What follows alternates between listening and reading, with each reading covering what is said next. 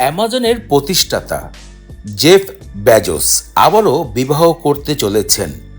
গণমাধ্যমে প্রকাশিত হয়েছে ৮ বছর ধরে প্রেম করছেন এক সাংবাদিক এবং লেখকের সাথে, লরেন সানজে।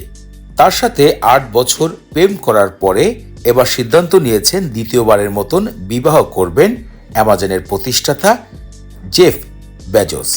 সাম্প্রতিক সময় তিনি গণমাধ্যমে কথা বলেন বেজোস এবং সানচেনের মোট বিয়ের জন্য তারা খরচ ধরেছে $600 মিলিয়ন, যা বাংলাদেশি টাকায় প্রায় ৬,০০০ কোটি টাকারও বেশি।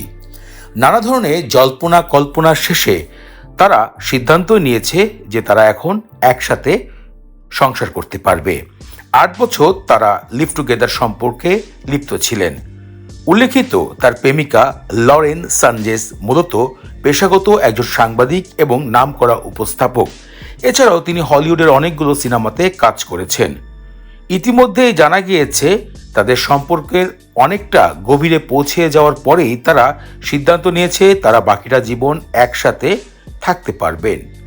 এদিকে গণমাধ্যমে জানা যায় শুধুমাত্র কার্ড ছাপানোর জন্য ৬ কোটি টাকা বাজেট করা হয়েছে। এদিকে আরও জানা গেছে বিশ্বের অন্যতম জনপ্রিয় সেলিব্রিটি তালিকায় ১৮০ জনকে দাওয়াত করা হয়েছে এই অনুষ্ঠানে। বিশ্বের সবথেকে জনপ্রিয় ওয়েবসাইট ই-কমার্স হিসাবে নাম অর্জন করেছেন অ্যামাজন, যার প্রতিদিন সারা বিশ্বে মিলিয়ন সাপ্লাই করছেন বিভিন্ন ধরনের প্রোডাক্ট।